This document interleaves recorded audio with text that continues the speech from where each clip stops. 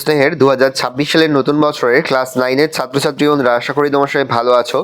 আজ আমরা যে বিষয়টি নিয়ে আলোচনা করব ক্লাস 9-এর সেকেন্ড ইউনিট টেস্ট অর্থাৎ দ্বিতীয় পর্যায়ক্রমিক মূল্যায়নের ভূগোলের কোশ্চেন পেপার নিয়ে। দেখো সরাসরি স্ক্রিনে ক্লাস 9-এর ভূগোলের কোশ্চেনটা দেখতে পাচ্ছ। ফুল মার্কস আমাদের রয়েছে 40, সময় তোমাদের রয়েছে 1 ঘন্টা 20 মিনিট।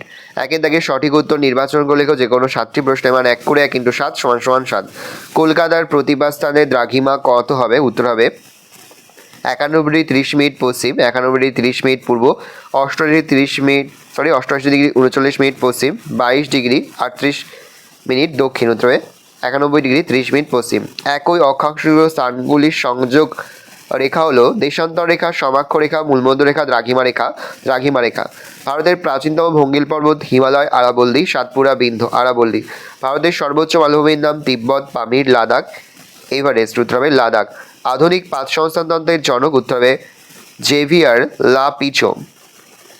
যে প্রক্রিয়াটি যান্ত্রিক আহ্বিকারের সঙ্গে যুক্ত নয় তা হলো স্বল্পমোচন, তুহিন, খণ্ডীকরণ, ক্ষুদ্রকণা বিসরণ, অঙ্গরোজন। উত্তর হবে স্বল্পমোচন।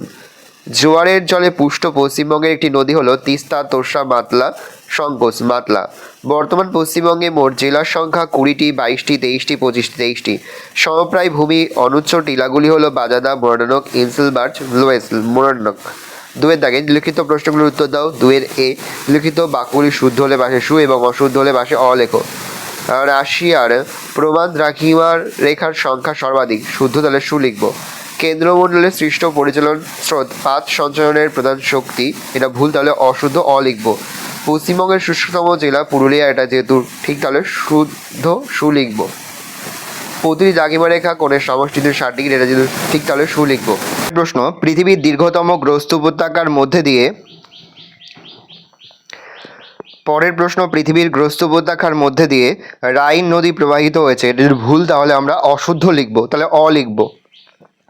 2-এর দাগে 2-এর বি, উপযুক্ত শব্দ বসিয়ে শূন্যস্থান পূরণ করো যে কোনো দুটি। পশ্চিমবঙ্গের ক্ষুদ্রতম জেলা হলো ড্যাশ, কলকাতা। পৃথিবীর বৃহত্তম পর্বতবেষ্টিত মালভূমি ড্যাশ, তিব্বত মালভূমি।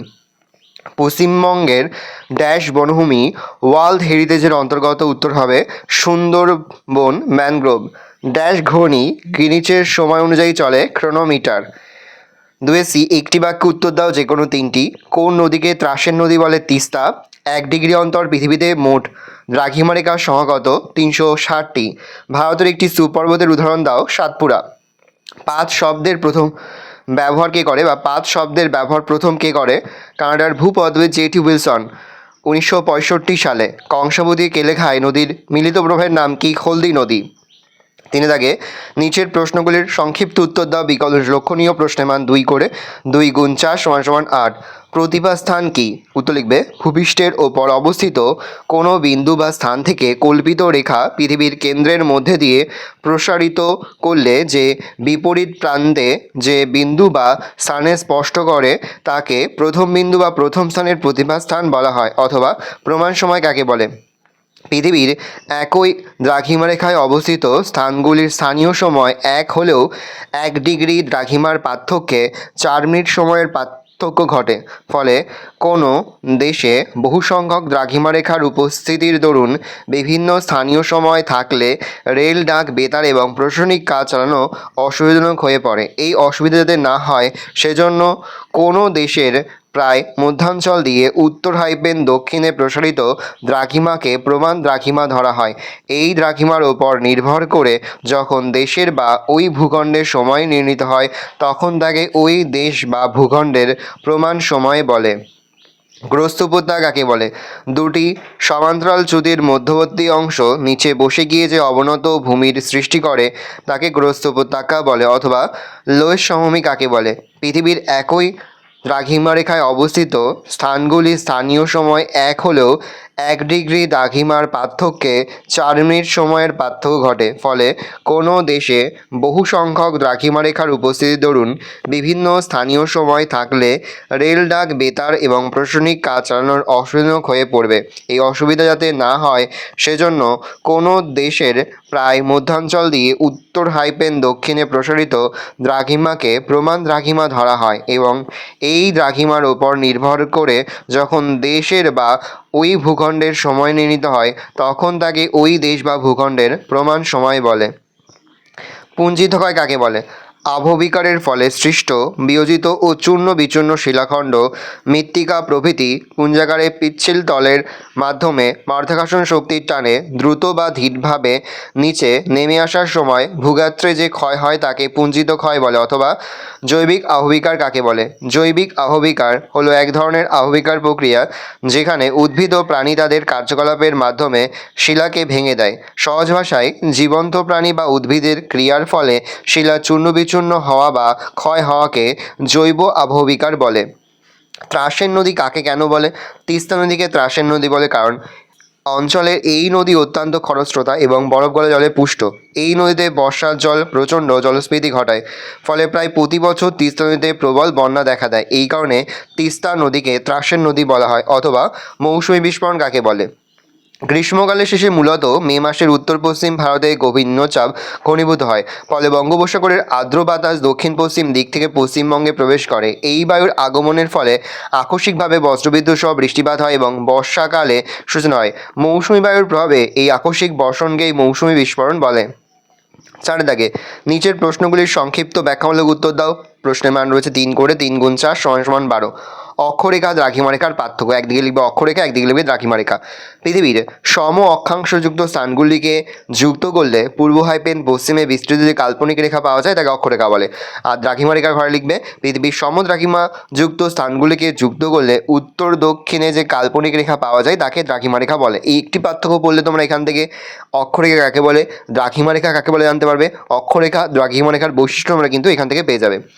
একদিকে নিরক্ষরেখা উভয় দিকে সমান্তরালে 1 ডিগ্রি পরপর 89টি বৃত্তাকার অক্ষরেখা টানা যায়, আর মূলমধ্যরেখার উভয় দিকে 180টি অর্ধবৃত্তাকার দ্রাঘিমারেখা টানা যায়। অক্ষরেখার সর্বোচ্চ মান 90 ডিগ্রি, সর্বনিম্ন মান 0 ডিগ্রি। দ্রাঘিমারেখার সর্বোচ্চ মান 180 ডিগ্রি, সর্বনিম্ন মান 0 ডিগ্রি। পরস্পর সমান্তরাল দুটি অক্ষরেখার মধ্যবর্তী দূরত্ব সর্বদা সমান, আর পরস্পর সমান্তরাল না হওয়ায় দুটি রেখার মধ্যবর্তী দূরত্ব নিরক্ষরেখায় সবচেয়ে বেশি এবং উত্তর দক্ষিণ দিকে এই দূরত্ব কমতে কমতে সুমেরু কুমেরুবিন্দু দ্রাঘিমার দুটি মিলিত হয়। একই অক্ষরেখার ওপর অবস্থিত বিভিন্ন স্থানে এর উষ্ণতার মধ্যে খুব একটা তারতম্য হয় না, আর একই দ্রাঘিমার উপর অবস্থিত বিভিন্ন স্থানের উষ্ণতা হবে উষ্ণতা তথা জলবায়ুর মধ্যে ব্যাপক পার্থক্য দেখা যায়। নেক্সট, অথবাদীর আন্তর্জাতিক তারিখ রেখাকে মাঝে মাঝে বাঁকানো হয়েছে কেন? আন্তর্জাতিক তারিখ রেখা সর্বত্র 180 ডিগ্রি দ্রাঘিমাকে অনুসরণ করেনি, মাঝে মাঝে এই রেখাটি বাঁকিয়ে দেওয়া হয়েছে।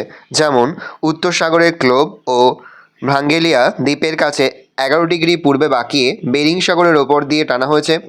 অ্যালোসিয়ান দ্বীপপুঞ্জের এড়ানোর জন্য প্রায় 7 ডিগ্রি পশ্চিমে বাঁকিয়ে দেওয়া হয়েছে। ফিজি, টাঙ্গা, চ্যাথাম প্রভৃতি দ্বীপপুঞ্জের নিকট 11 ডিগ্রি পূর্বে বাঁকিয়ে দেওয়া হয়েছে।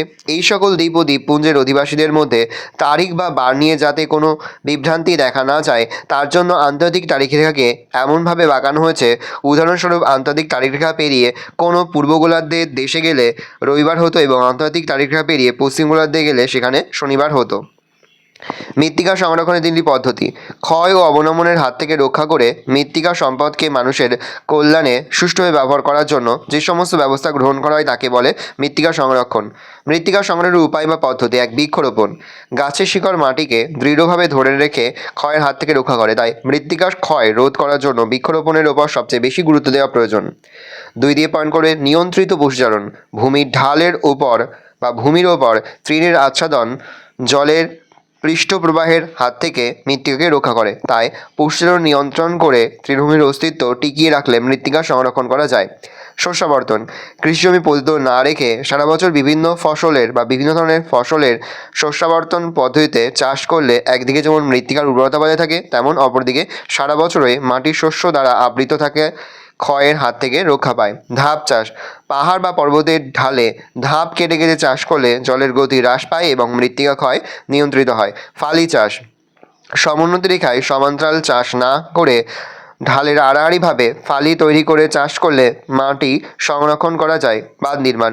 নদীর পাড়ে বা সমুদ্র উপকূলে বাঁধ নির্মাণ করলে অথবা কংক্রিট দিয়ে নদী পাড় উপকূল অংশ বাঁধালে মৃত্তিকা ক্ষয় নিয়ন্ত্রণ করা সম্ভব। অথবা দিয়ে দেখো হচ্ছে আবহবিকার ক্ষয়ীভবনের পার্থক্য দেখে নাও। একদিকে পয়েন্ট করবো আবহবিকার, একদিকে ক্ষয়ীভবন। দেখে নাও পার্থক্যটা, মুখে বললাম না। নেক্সট রয়েছে প্রশান্ত মহাসাগরীয় আগ্নেয় মেঘলা বলতে কি বোঝায়? দেখে নাও উত্তরটা।